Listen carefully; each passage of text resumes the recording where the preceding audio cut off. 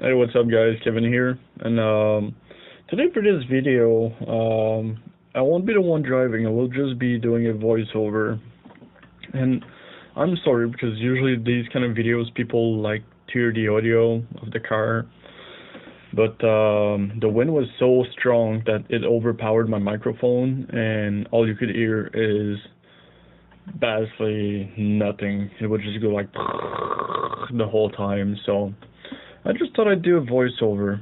So, this was my very first time at a road course racetrack, and I want to thank the team at Calabogie Motorsport for letting us actually use the track. I mean, obviously you have to pay a fee, but not everyone is welcome from what I heard, because you have to take some courses, which is why I am in the passenger seat. And I want to thank my friend Jason, also known as Cynthius9 on YouTube. I'll be putting his link in the description below. And he usually make videos about racetrack or random drivers in the city of Ottawa. Pretty entertaining if you guys want to take a look at it. But no, on this video I'll be talking about my very first time at a racetrack, how it was like. In this, before I even get there, I worked all the way up to 11 the day before, and I didn't sleep the whole time because of how excited I was. And honestly, this is by far one of my most fun days, even though I didn't drive. Just because I got to experience something new, and I'm gonna say it right away to anyone, even being a passenger in such a course, such a day, I guess you could say, it's still pretty exhausting. You have to do a lot of bracing, and funny enough, it takes a lot of mental focus, because you try to like go along with the flow and look where the driver is looking by, so you try to anticipate what he's gonna do, and I honestly found it really fun to do this. But honestly, you have to go to participate in such an event, even from a passenger side, to know if you like it or not. I know some people would be like, no, I'm more of a drag kind of person, and funny enough, I went to the dragster after, because I wanted to see which one I liked the best, and as much as the dragster was really fucking fun, and you guys will see videos about it, because I recorded some of my passes, as much as it was fun, the road course was extremely fun. It's pushing the limits of your car in a somewhat controlled way is beyond any kind of like street racing or back road fun you could have. This made me really want to actually take the performance classes that it takes to do such things, and that's what I plan on doing as soon as my second car is paid off. And so you guys can expect maybe in a year and a half or so for me to actually start coming up with videos like this, which honestly was a freaking blast. And I don't really have any negative things to say about it. I mean, except for the fact that like we went there, it was really hot. It was 35 Celsius. So in our helmets, we were both sweating our ass off, and given the high temperature, we only went on track for about 20 minutes and then gave the car like 10-minute cool down, just so we avoid any major breakdowns or anything. As I said, this was my first time at the track too, and I got to learn about the flags. I got to learn about like really, you think that you would know auto apex and whatnot until you get to an actual racetrack and you see people actually do it. Then it's way different.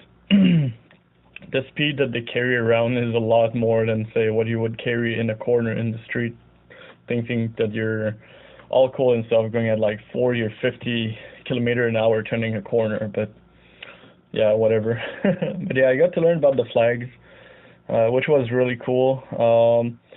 In this video, the only flags that we saw are the debris one, and sadly I talked about breakdown. The whole track got black flagged because one of the Porsche actually, I believe, blew a rad or something. I know they're usually prone to burning a lot of coolant whenever they take turns too hard. So I'm not an expert, but just from the look of it, you'll be able to see it at the end of the video. There's a lot of white smoke coming out of it from the rear, and sadly there was a turbo too. So, and this run is also just the first 15-minute pace lap where you cannot like overtake anyone. It just gets used to the track, gets your car eat up, and it was just sad for the Porsche to actually end up like this. And as you guys can see, the Corvette in front of us is smoking his tire like mad. I never asked him how much power he was putting down, but whenever he would try, his tire would just turn into smoke. It was nuts. And also, as you guys can see, the vehicle we're in is an FRS. My buddy owned the same car. I actually caught the idea of looking at FRS when I talked to him. And I remember how much of a good car it was when I rode 2 or 3 times before. So he's somewhat of an inspiration, and the cool thing about this is now that I own the same car, I was able to see the flaws of the car and whatnot on a course, which was really cool. But otherwise, I mean, as I said, this thing takes a lot of bracing and whatnot. I was trying to stay somewhat stable, and the next day I ended up with a sore neck, and my right arm was actually very sore too from bracing on the handle in the door, which was really funny. But it takes a lot of focus. As I said, like at the end of the track, I was dehydrated and hungry and fatigued, and really I didn't really do anything. I just came along for the ride. So my one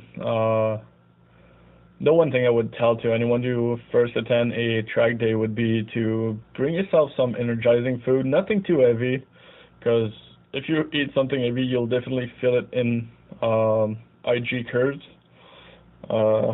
Whenever there's a lot of G-force that was applied, I could almost feel like my stomach was about to turn about, and then it would turn a different corner, and then it would settle all down once again. It was really funny. But yeah, don't bring anything heavy, just something that gives you energy. And the one drink I can tell people is bring Gatorade or water. Electrolytes will do a wonder for you. Because especially on hot days like this, where like we didn't run the AC in the car because the FRS is already not all that powerful of a car, so we didn't want to rob more of its power. And we only had one window open because I was trying to see if I could get less wind distortion, but sadly it didn't work. I tried to close my helmet and whatnot at one point, and the other clips were just as bad, so I didn't bother putting them in. But yeah, it was really hot, so the one thing too is they don't usually allow shorts. Jason got away with it. I was in long pants, I was dying in my seat, but fuck man, was it fun. And I believe we actually ended up passing that Porsche. I don't know where the Corvette went. Probably way ahead of us, but this course also showed me that it's not because you have a super powerful car that you will lap everyone.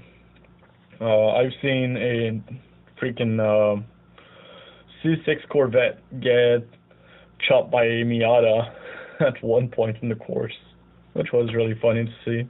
Only stood the Miata get past again once he hit the straight, but whenever he hit the curve, the Miata would get back in front. So yeah, it was really fun.